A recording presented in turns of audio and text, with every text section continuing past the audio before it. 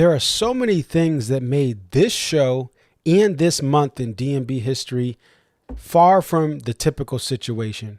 We'll talk about some amazing things that I found about this month, and we're going to talk first and foremost to some fans who were at the show tonight in West Palm Beach, Florida.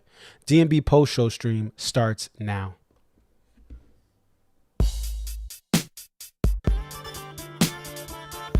It's your boy Concert Viz 34 back at home. What up? What up? It's your boy Concert Viz 34. Yep, so your boy Concert Viz 34 coming to you here. What up? What up? It's your boy Concert Viz 34.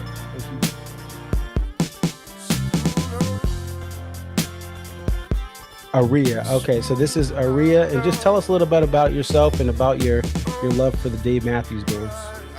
I've been a fan of the band since April 28, 1998. And if you recognize the date, that's when Before These Crowded Streets was released. Alpine is definitely a better venue than Summerfest, but we'll take it. I think I've been going to shows for about 20-something years. I always tell people, like, compare DMB to now to when I first started. And I got started, in my opinion, I feel like I got started late. Like, I was at the very end of the band's prime. I feel like that 03 to 06 was like the end of the prime. 07, 08 was like, you know, we're at the very end. And then when Roy passed. Dave really, this is the thing. Dave has put, Rashawn has been assigned the quarterback of this team. He is the coach, the play caller. He designs the jams. Dave just shows up and plays whatever he's going to play. South Florida, what up again?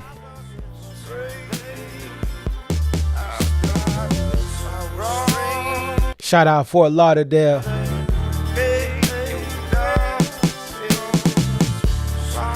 Delray Beach, what up? Shout out to the 305 Miami-Dade County, stand up.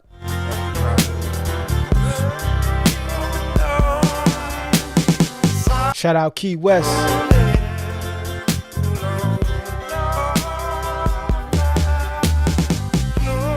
Shout out Port St. Lucie. Daytona Beach, what up?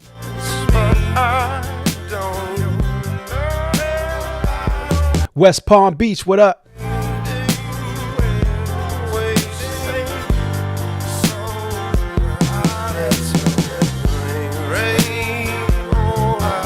Shout out to those drivers on 95 driving like it's Need for Speed or a Fast and the Furious movie.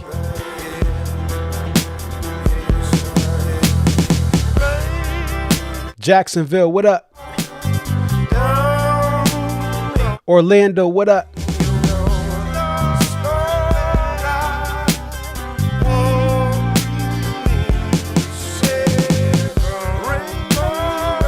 Shout out to Brightline Service. One day you guys will get to Tampa. Somewhere over the rainbow.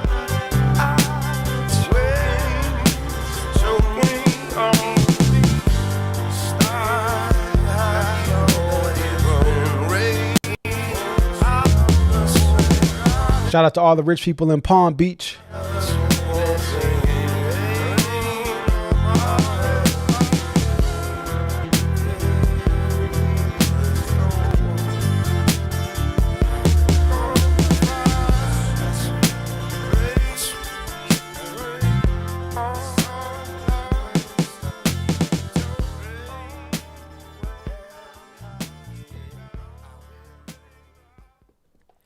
What up, what up? It's your boy Concert Viz 34, and what a month for anyone to be a Dave Matthews Band fan.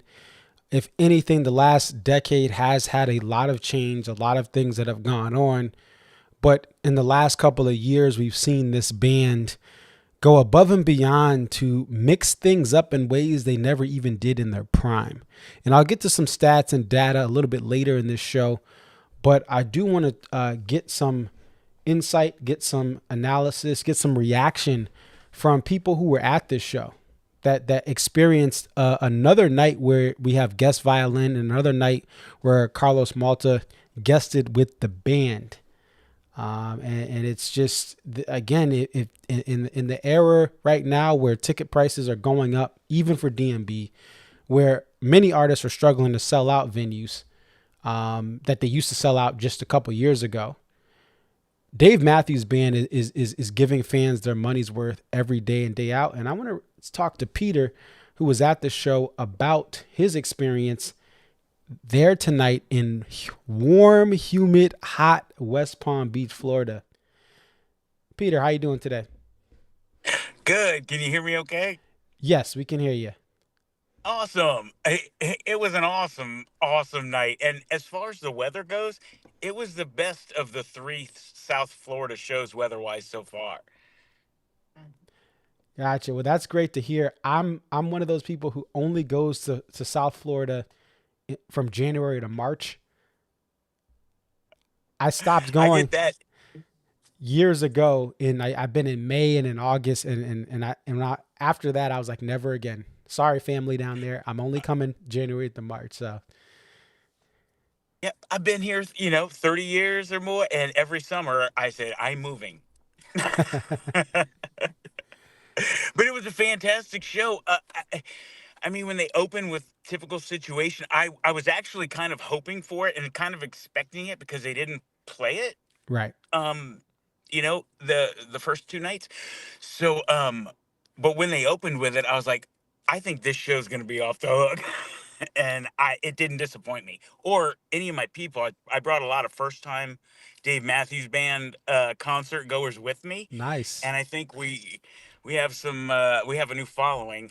One, a 10-year-old, her first concert ever. So she was dancing up to Ants Marching and Nice. it was awesome. It was awesome. Well, it's always great to see new fans experience what many of us have experienced for a while. And it's always nice to see a stat like the first Typical Situation to open a show since 1995 as far as a full band show. I mean, that was a Dave solo. And then July 24th, 95. The same year, February 2nd, 95 was the last time a full band show opened with Typical Situations. So both of those go back to 95 as far as the last time this happened here.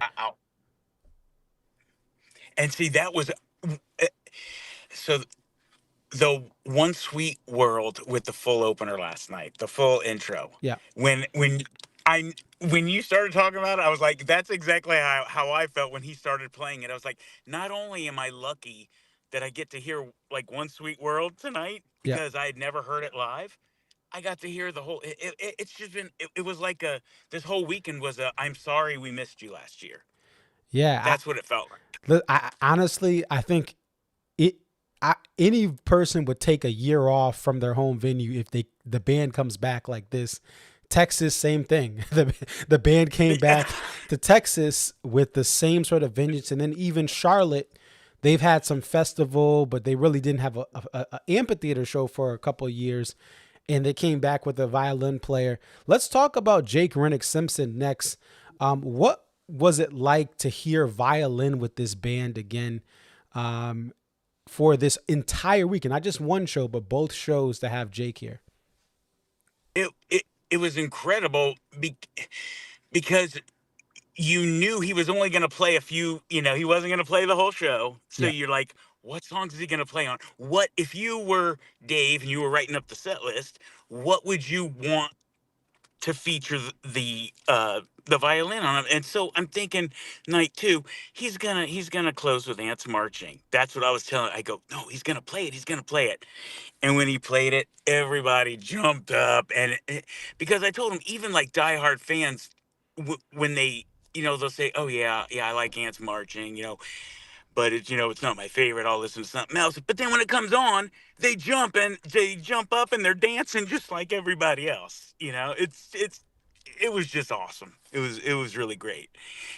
I'm coming from a kind of a different perspective because I saw my first 4 shows before 1999, but then I didn't see any shows for 26 years. Wow. And then I saw my first show again last year at Riverbend in Cincinnati. Yeah. And to prepare for that, I was like, I might not know any songs. All I know is the stuff from the past. So Yeah. I listened to every single Spotify album they had on there, Yeah. and I immersed myself. I listened to every one, and I was like, what have I been missing? This is not the band I remember from the 90s. This band, because you hear, oh, Leroy passes away. You Right. hear Boyd's no longer with the band. You're hearing things, well, it's probably not the same band. And it's not. But it's still good, if not stronger, or it's just different. But you've got Jeff, you've got Buddy, you've got, oh my God. If you get Jake in there full time, you can you don't need that high intensity as much from the trumpet, Right. as that covers up for some of that, or a lot of Buddy stuff. So it takes a lot of pressure off the other guys, I think, because although remind me, I know I sent you a message earlier tonight about something that where I thought Jake missed a spot he was supposed to pick up on. I think it was during Warehouse after Tim was soloing, and he stopped, and it's like he was trying to pass it off. Mm-hmm. And for a few seconds, nobody was soloing, and everybody, Okay. it seemed like everyone was kind of looking around. And Ray Sean was like, picked up his trumpet off the scene, was like, and then just started soloing. It was like he got frustrated. He was like, here we go. But and it wasn't that he wasn't ready. It's like he didn't want to step on anybody's toes. Right. It was like, but once he started playing, it was fire. Everybody went nuts. Yeah. And it definitely, I mean, you notice when it's there, you realize what you've been missing. And so, I think that's what it's been for me, is that a song like Ants Marching, just hearing, I haven't heard the tape or audio yet that my friend taped, but just hearing it through someone streaming on Facebook, hearing that violin on Ants, it just, yes. it's a whole different song. You forgot what you missed. And even to your point Yes. about all the changes that happened since Riverbend last year in the late 90s, this band, in all accounts, should have been left for dead multiple times. Absolutely. Absolutely. And I don't know if you saw that Big Whiskey documentary when they were like, you have to lead this band. Dave was like, I can't lead this band. Right. But, passing is what really, he was like, well, you want me to do this, then we're going to do it. And I think they're doing a hell of a job. So I'm happy to be back. I'm like the DMB Lazarus. Yeah. You're breaking up a little bit. Oh, yeah. Sorry. Yeah, it's starting to get robotic, but I did hear that part, that you're happy to be back and enjoying this stuff. Yeah, I think we're losing you. But yeah, this is and also, as you mentioned, I think there's a lot you can appreciate if you don't try to compare this version of the band with other eras. There's a lot to appreciate from someone like Jeff, who has his own style, and Dave lets him use his own style. He's not trying to be Leroy. Rashawn, when he has all these additional help from a violin, he's able to then have his spots and not have to play violin spots.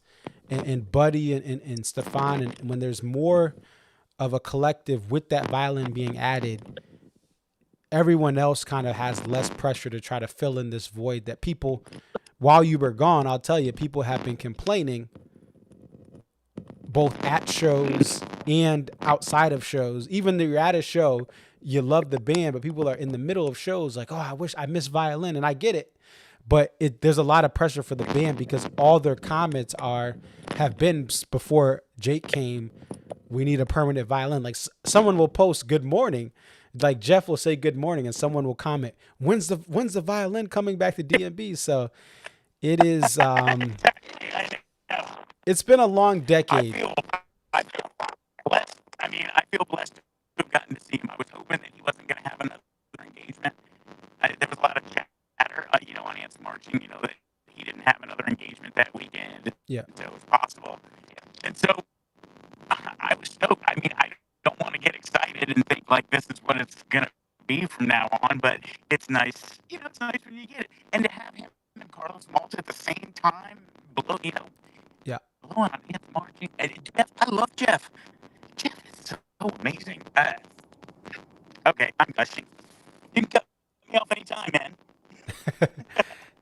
Yeah, no, it's great that the stars align, because we know some of the tour dates that Jake has with Lucas, but he's also playing, on his Instagram, he's playing random shows with people outside of that.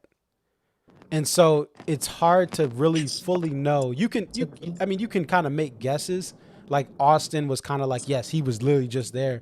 But even though there's no tour dates on the schedule, Jake could be, for all we know, he could be preparing for his wedding. He's engaged. There's other things we don't know about, family matters. Right. And so it's something where you literally never know. But there's also, that's one of that's like basically going to a Dave show. You literally never know what you're going to hear or who you're going to see. Right. Is it going to be Victor Wooten or Warren Haynes? That is wonderful. So if it ends up just him being a guest every now and then, I will take it and say, thank you, please. Can I have some more? Absolutely. What was your favorite song of the night? Oh, let me look at the list. Well, I love Jimmy Thing, and I never got to see it live, so tonight was my first time. And with the violin, it was just like I was in heaven. No what else? Hold on, let me see. What? Warehouse was good, but I got everybody excited to do the woos, and there was no woos. What else was there? What did I get most? I love. Oh, they love dance marching. The people I'm with love dance marching. Mm-hmm. Sister was really sweet. What was after Jimmy Thing? Word Up. Oh my God. The place went nuts because they didn't get to hear it last year. Right, because they were out of the loop. Yes, that's true. Right. It was brand new and everybody went nuts. Everybody was raising, moving their hands. It was awesome. Yeah, that was great. Let me see what. Oh, Lover Lay Down. I've been learning that on guitar recently, and so when I heard it, I was like, I can't believe they're playing this tonight. What are the odds? When was the last time they played Lover Lay Down? Was it earlier this year? Maybe one time? So they played it. The last time it was played by Dave Matthews Band was August 29th. It had been played, I believe it was Dave and Tim. Yeah, Dave and Tim played it in January, but the last full band version was in August of last year. Yeah, so that was another debut that toured it. I just loved it. The entire 3 days, including Tampa and night 1, night 2 here, it was definitely worth the cost, and definitely worth $30, $40 warehouse membership. Yeah, and I'll just say this very briefly. A lot of fans of longtime bands, they go through the verified sale process on Ticketmaster, and Ticketmaster's charging them for the pre-sale. They're charging them more money than what people are going to pay for the same section and row if it doesn't sell well. And the warehouse, you pay your what, $34, $35, whatever it is. I'm a warehouse member. You pay that, and the price you paid for the warehouse tickets tonight, if you're a warehouse member, they didn't lower those tickets in the lower level. Maybe some of the uppers you may on rare, very, very rare occurrences are lower, but you're not going to see somebody come in and the price is dynamically lowered from what you paid as a warehouse member. And the warehouse price is such a better deal than if you're a fan of other acts that, again, the pre-sale, it's $1,000, it's $500. the pre-sale isn't safe from platinum tickets or dynamic pricing. But for DMB fans, yes, listen, these prices hit worse because I'm paying daycare now with my 1-year-old. But Right. but you still 100%. have, the thing is, at the end of the day, it's $200 something and change for the best seats, and that's it. You're not going to be paying more. But again, you're a diehard fan. You're number one in the line for the Ticketmaster pre-sale, and you're paying $500-$600 for a lower level ticket for bands and acts that are less talented or newer. Like you have Noah Khan, great musician, very popular. But imagine if DMB, oops, I think we lost him. But imagine if DMB was charging $500 a ticket during Under the Table and Dreaming or Crash. Lose you? Oh, there. Oh, you're back. Yeah. Imagine if during Crash you had to pay $500 to be able to see Dave Matthews Band, or the equivalent in 1996, having to pay $500 just to see a act that's on the rise. Yeah, that wouldn't happen. I didn't even walk. I didn't walk around with $500 in the 90s. Right. That was for sure. All right. Oh, but I tell you, I know about the cost though, because my youngest daughter just moved out, so we're empty nesters now. So Awesome. I think that has something to do with our Dave journey. Yes. Now we can just turn around and preach the gospel of Dave.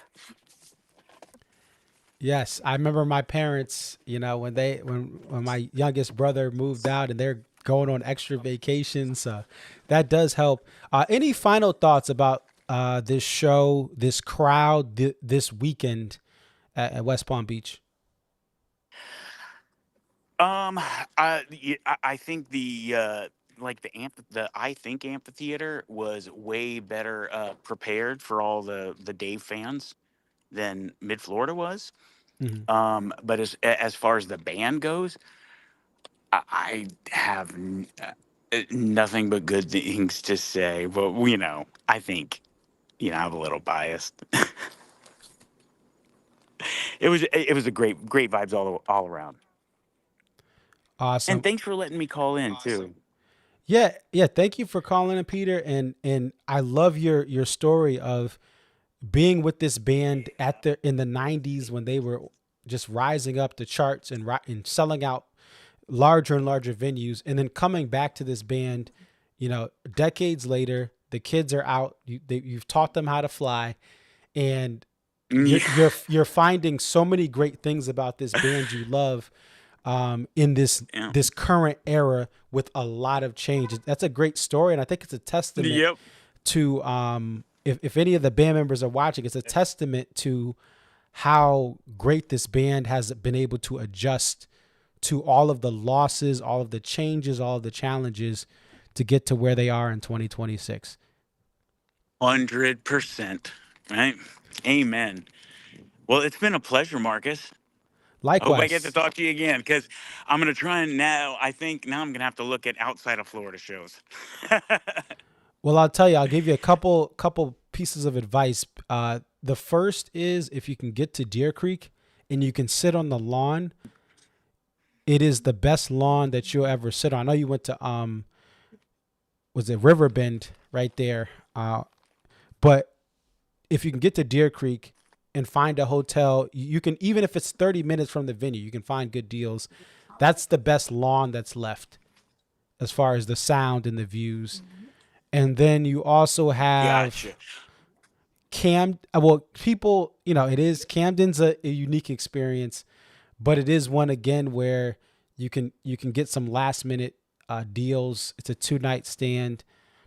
I always say I would avoid SPAC. I think SPAC is going down in stock, and it's hard to get tickets. It's very hard to get tickets, but I would say Deer Creek is one that you can get up to Indianapolis, fly into Chicago, and you can save money flying into Chicago, driving a couple hours. And then you have Camden. But those, I would say Deer Creek is probably the best venue to add on at the last minute, because you can always get a lawn ticket for face value. It through warehouse boards or for less. Right. Some people are just trying to give them away. They would rather give them away than, let them go to waste. Yes, people upgrade What and have they you, want to break the lawns. Noblesville? Yeah. Yeah. Noblesville. What are your thoughts on that? Because I was thinking about trying to get tickets for that one. Yeah, that's what Deer Creek is. So I've never, Deer but Creek, it's in Noblesville, Indiana. I've been there. I did one oh, weekend there. okay. Okay, So never that's mind. where, I like I withdraw said, my question. yeah, the lawn there has the best balance of you feel like you're a part of the concert. Other lawns to me sometimes feel disconnected, but that lawn, Right. people get to that lawn 20 minutes before the lights go out. It's full. So you'll have a Wow. lot of fans who are singing, excited, passionate fans in that lawn. It's not like some lawns, sometimes you get more casual fans, but that lawn's great. And the speakers are the house speakers in the lawn project such great quality sound. A lot of other lawns, their speakers have worn out. They haven't been replaced, but Deer Creek's lawn has the best sound that you're going to Gotcha. get traveling out there. I definitely love the sound where we were. I mean, we were in the very, very next to the chain, on the lawn, and the sound was great. It was tonight. I want to say more, but I don't even know what was played tonight. It was like a traffic accident. I'll have to recreate the scene, and I'll recreate. I'll find a story to go with it. Well, hey, thanks for coming on, Peter. I'll definitely talk to you offline, give you some tips for Deer Creek, and enjoy the rest of your night. Take care. Awesome. You too. Thanks, man. Yeah. Bye-bye. All right. Bye. All right. So I want to thank Peter for coming on there. And again, that's a great story to go from seeing the band in the 90s, taking a long time off. Kids are out of the house and he's back on the road. And it has more flexibility and I'm sure I speak as a new parent myself, more income that you don't have to give up for the kids if they're out of the house there. So let's go ahead. We're going to get ready to get Kenny on and then we'll get to some stats as well. And thank you guys for joining. Someone says West Palm Beach redid their entire lawn system just a few years ago. That's great to hear. These Live Nation venues are hit or miss of what they upgrade. Your local arena, your local football stadium, they have no choice but to upgrade because these sporting events require, if you want to host these things, you got to step it up. But these amphitheaters, they only host seasonal concerts. And so sometimes you get some stuff that just isn't repaired for years. And there are some venues like Deer Creek and Mansfield have updated their pavilions. You'll get some of that here and there, but it's always great though when things are addressed and things do get better at certain venues as they eventually try to repair things and modernize things, like even the getting in the security scanners, at the metal detectors and scanners. Some of that stuff in recent years has been updated to just improve more people being able to walk through quicker and get in safely and securely. And it does slow down some line waits and wait times. Because I know a couple years ago, and even right before the pandemic, some shows you're waiting in line forever just to get in. And it's like, this is the same venue that been going to for 10, 15 years. And it's like, it takes forever, but they've done some things to upgrade some of those Live Nation venues, and it's always great. All right, what I'm gonna do is I'm gonna reach out to Kenny, to Ken, who's from Virginia Beach, and he is living in Florida now, I think around Daytona Beach area. And so this is kind of his new Florida, is his new stomping grounds the last 3 or 4 years that he's had to adjust to, because he's used to being out in Virginia Beach and being able to get to Bristol, Virginia Beach, even go further up the coast or down the coast in the mid-Atlantic. So let's go ahead and reach out to Kenny. All right, here we go.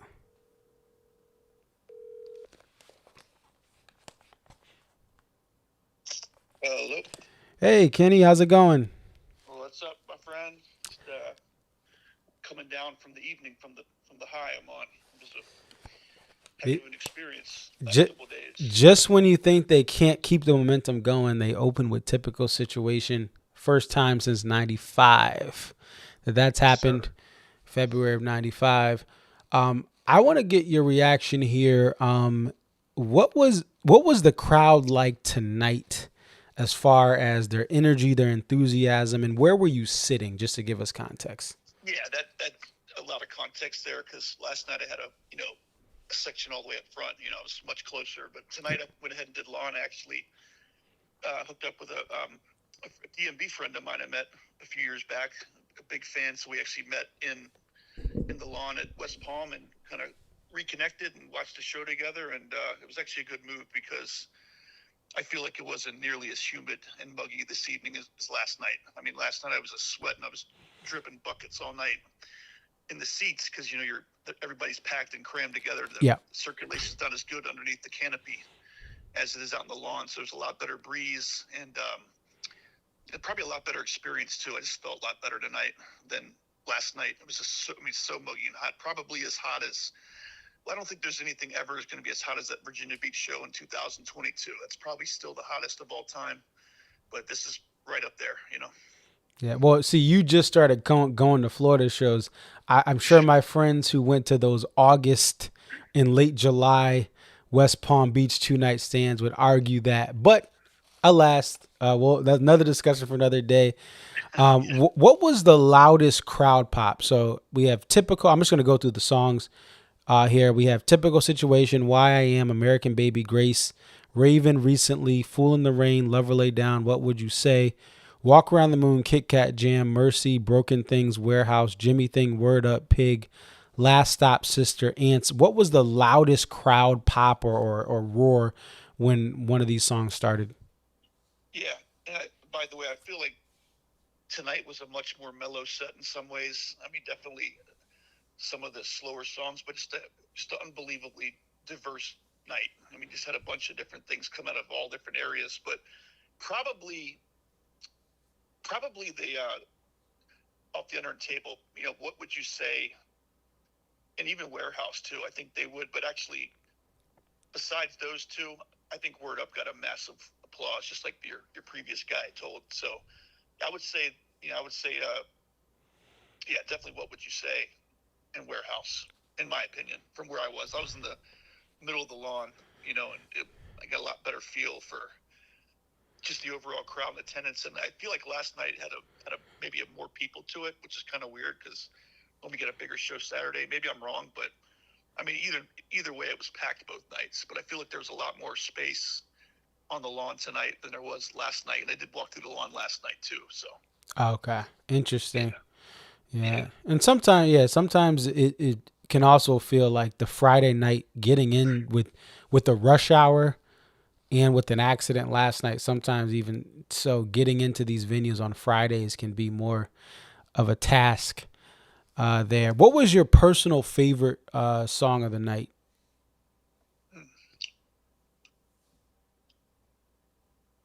Well, probably the one I look forward to hearing the most. I mean, certainly Kit Kat Jam Special, man. I mean, the last time I was actually doing some research on the shows I've been to. And the last time I saw Kit Kat was in 2012. So I was actually, it wasn't too bad. I got in Virginia Beach, but I loved hearing that. I just loved the instrumental.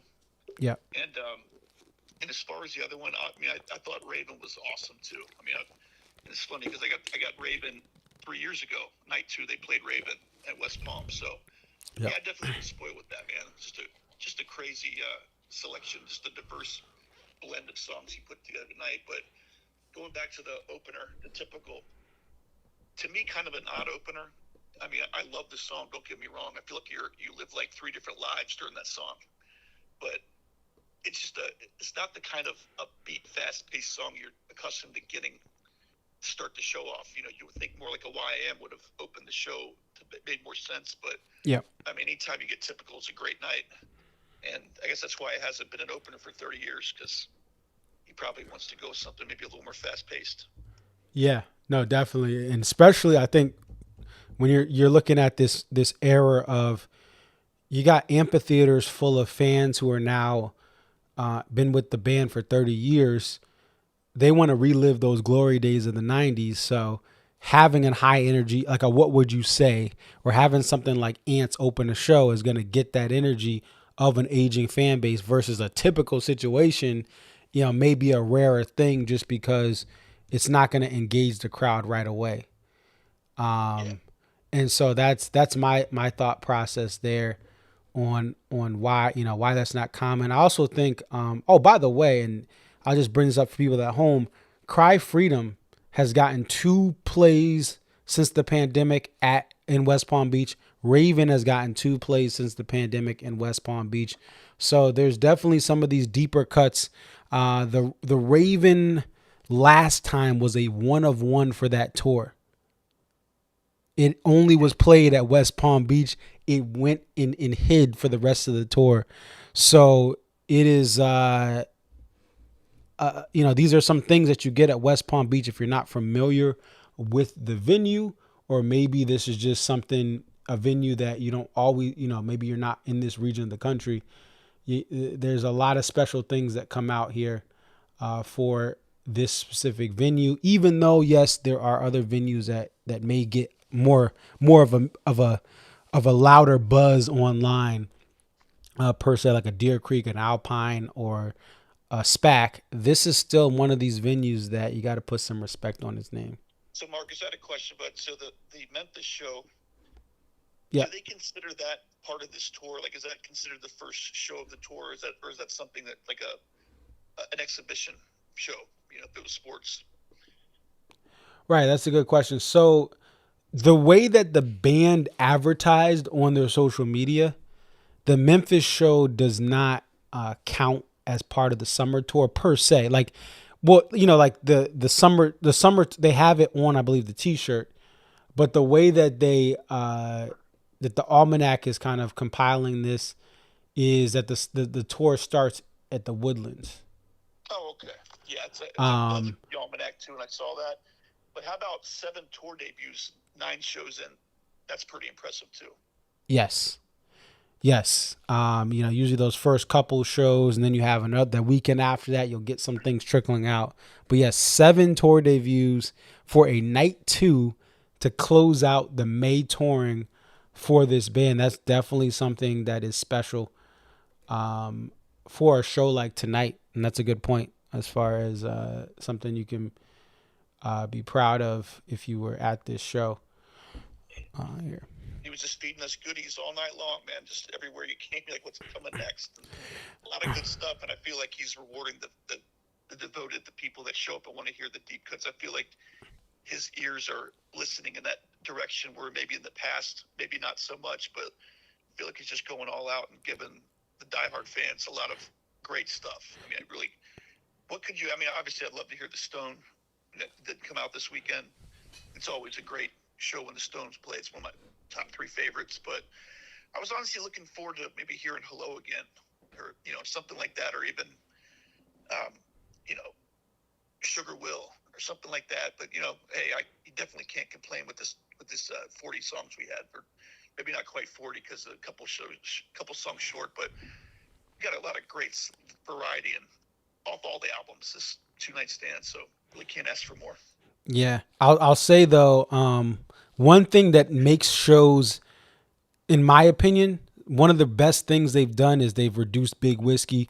Big Whiskey gets 1 play tonight, the Why I Am. We've gotten Big Whiskey smacked across our face since the album came out. It's a wonderful studio album. It should have not been played as much at live shows from 2009 to about 2023, 24. And so there's 1 Big Whiskey song cut. Tonight you get 6 Under the Table and Dreamin' songs, 3 Busted Stuff, 2 Before These Crowded Streets, including a Last Stop I'll talk about in a minute once I'm done talking with you about kind of a fake out there. And last night you had 4 from Crash, and then everything else had 2 or less. So when you reduce Big Whiskey, again, great studio album, does not need to be overplayed live. and you still have a song that people love from it. Why I Am. You throw in some You and Me's for people who like that song here and there. Outside of that, when you can go to a Raven, when you can go to a Recently and debut them in the same show, when you can get Typical back in the mix for a third time and go to these classic songs, a Jimmy thing, it is special. How was Broken Things, like, was it mad quiet with some of these deep cuts? Because you talked about, and I've noticed this, Dave is playing to the people who want deep cuts. Even in these Southern Swing shows, he's playing these deep cuts that maybe even people don't even know. So what was the crowd like during Broken Things? Yeah, actually, I had actually went to, I was in the concession stand during that, and I got back. But honestly, because sometimes when you're in the concourse, you can hear the reactions from the crowd when something starts. Didn't hear a single thing. Just you could probably hear a pin drop. So definitely not a big reaction to it. And really not one of my favorites either. I've definitely heard it before. It's Off Away from the World, I believe. But yes, yeah, not too much fanfare with that one. But going back to Big Whiskey, though, I was obviously going to shows avidly during that time. And I remember, going to Virginia Beach in 2009, and they might as well have played the whole album that night. And then the next year, 2010, they played it so heavily. Yeah. Those first few years, and it's trickled down, obviously. But man, you talk about, you think it was bad like 5, 6, 7 years ago, and it still was when it first came out in 2009. That's, literally just like how the Gorge got before these credit streets night 2. You might as well have just done that every show when that album came out in 2009. Listen, I don't listen to a lot of 2010 releases. I'm not big on 2009 because of that. There's exceptions, like there's the Hartford run where they had all these liberations, like back-to-back nights. But like, I don't listen to 2010 because it's just so, and again, they were in a, listen, I empathize with the idea. They just lost the most important, you could argue one of the most important pieces to the musical composition of the band. The person who could really push Dave and challenge Dave and Leroy Moore. And so perhaps maybe because of that, you wanted to lean on this new album that allowed for Jeff to be Jeff, that was recorded in some of it, right? Roy did some of the recording, Jeff did some, but like they wanted to have this different sound. So that's where we got introduced to the Wall of Sound. That's the Wall, yeah. And so and Tim's mirroring, and I think about when I was hearing Warehouse tonight on Couch Tour, I thought about that idea of like Tim Reynolds used to mirror every note that Dave was strumming during the Warehouse main theme with his loud electric guitar. And here we are in 2026. That's no longer a thing. There's a violin playing on Warehouse. And it's just like, what a great turnaround. And again, I just understand from what I know, this band had to, they had to reinvent themselves. And so maybe that's why they leaned on it. But I'm just glad that part is over. And I know, listen, I love the studio album, Big Whiskey. I think some of this stuff is live. But with the changes, you're getting so many different things and you can't predict it. And also just one last thing. And Robin, shout out to Robin Popovich. She's on in the chat here. She was on the lawn again, West Palm Beach. She does this kind of every year. With Jake being at the end of shows, you're going to have these first 5, first 7, first 10 songs have a little bit of a different mood. Like tonight, like last night, he played What You Are, third spot. I was like, oh, wow. But tonight, as you mentioned, there's a Lover Laid Down at the 8th spot. There's a Grace Is Gone at the 4th spot. And so as they have to save some things for Jake to go off on with high energy, you're going to have the beginning and middle of these sets. If anyone's watching at home and Jake comes to your city, as I'm sure you're hoping, you may have some songs get slotted early without a violin, or that they don't need a violin for as much. And then they're going to use those songs that Jake can shine on at the end of a set, and in the encore. You know what I'm wondering too, Marcus? I'm wondering if, 2 months from now, if we're going to look back at this and be the Jake Simpson weekend, or is he going to make multiple appearances from here on out? It's going to be interesting to see what develops over the course of the tour. If he starts becoming more regular, or is this do we get them both nights and that's a wrap, you know? Yeah. But interesting thing. But one thing too, putting the cap on the Big Whiskey. I mean, when that album came out, man, it didn't leave my CD player for months. I absolutely loved that album. Of course, it had been 4 years since Stand Up it came out, so I was just dying for new music. But I loved it pretty much from end to end on the studio. But to get one Big Whiskey tonight, I wish I could have taken out that and put Dive In place in it, because Dive In's always a good hearing. Plus, they don't play it that much. That would have been a great fill-in for tonight's show. But you know. Well, you know, my shows, I have your hometown or home area, Virginia Beach, in the background, and Dive In is playing as the sunrise. And so, yeah, that's a song I think they should have played more of throughout that time, especially after, like, you know, when you're talking about 2012 to present, it was criminally underplayed, right? It did get some love when the album came out, but I think that's one that should come back.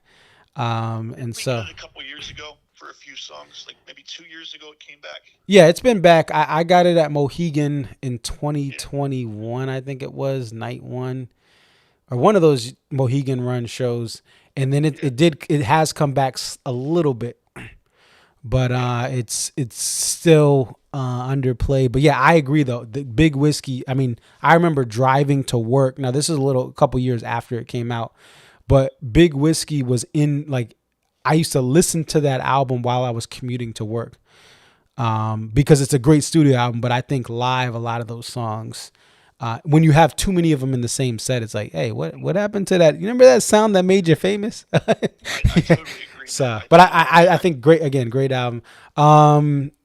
Did you check the posters? My friend texted me that, like, at some point while the band was playing, like in the middle of the show, there was still a lot of posters for tonight available.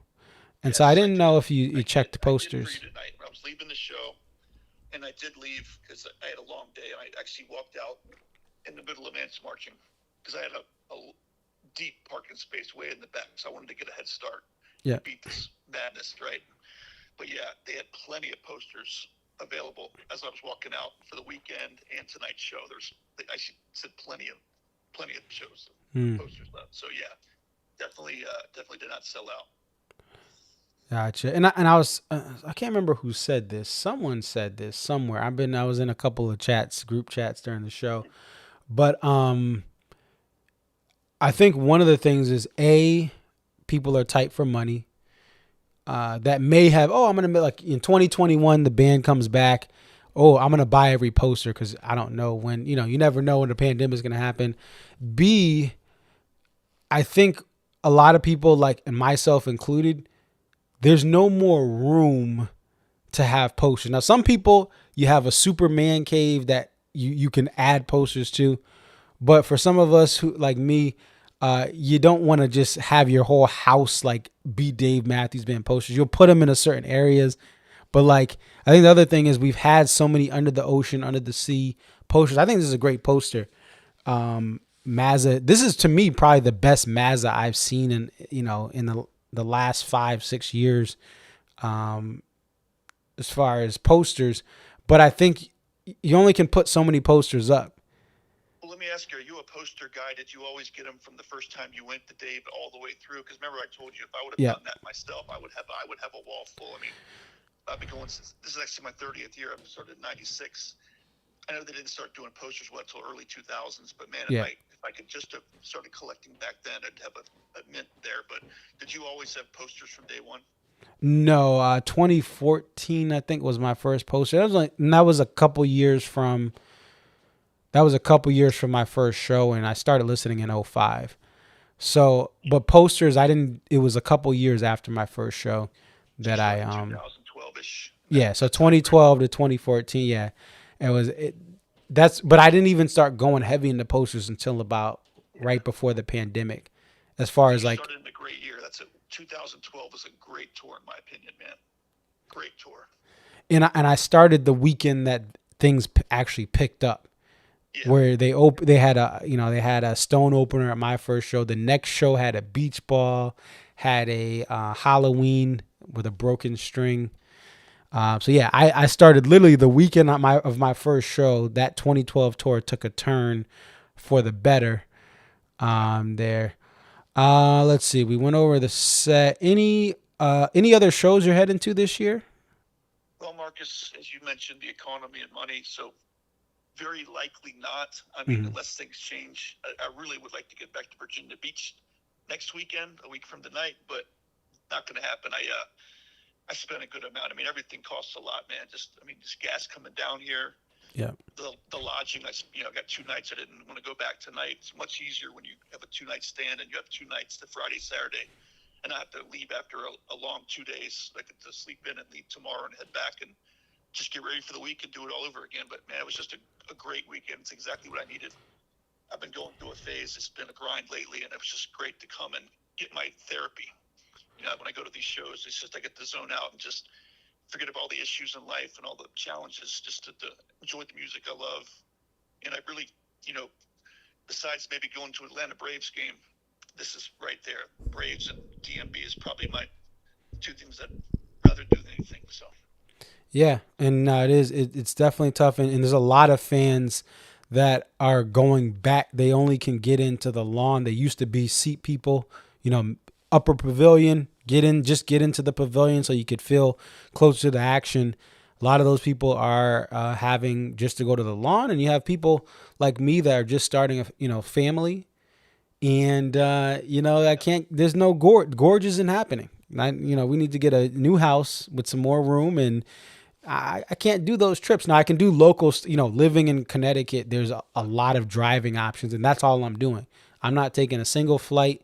I've got to prepare. Like you said, these gas is going up, insurance. I know in Florida that insurance is going up. And so there's a lot of fans that are like you that, hey, I only can get these shows. But the beauty is, I'll close with this. The beauty is that when you have this tour be like this tour is being, if this tour continues to move in the same ways, add new things as it continues to build on, everyone who just goes to one show, you'll get your money's worth. I think that you agree. I think you'd agree with this, but if this was the tour from 3 and 4 years ago, especially from 2022, was one of the most bland years I can remember. If it was that, I would have been compelled to drive 3.5 hours down here and spend $1,000. Like, right. The way they've been playing, and it's been like this for the last 2 years. This is must see. You just never know what you're going to get. Right. You don't know what kind of gems are going to come out. And I'm glad I did it. I thought I guessed right and could have had a better time. Yeah. And that's the magic of what Dave is doing right now. As we mentioned, songs like Broken Things, a bunch of the crowd is going to be confused, but those fans like you who invest in these trips to get some of these special gem songs, those are the repeat customers that when you have to cut out, sorry, I can't go to this show. Sorry, I can't go to this sporting event. I got to only go to Braves and DMB. That's it. Well, DMB is still on your itinerary because of what they're doing right here. And there's a lot of entertainment options that are suffering. But when you have a band like DMB doing what they're doing, they're retaining a lot of their fans and they're filling up these. Orange Beach was full. It looked fuller than the last time. And the prices have gone up. All these crowd shots, they look like they're still filling these things up. Hey, Kenny, have us enjoy the rest of your weekend, and I look forward to checking in with you next year when the band comes back, because we know they're going to come back to Florida. They're not going to skip you again, right, DMB? All right, great, take care. Have a good one. Yeah. All right, buddy. All right, bye. So, yeah, some great conversations there with Kenny and Peter, and thankful they could come on to the stream. So let me go ahead. I'm going to get some stats up and some different things. As I'm doing that,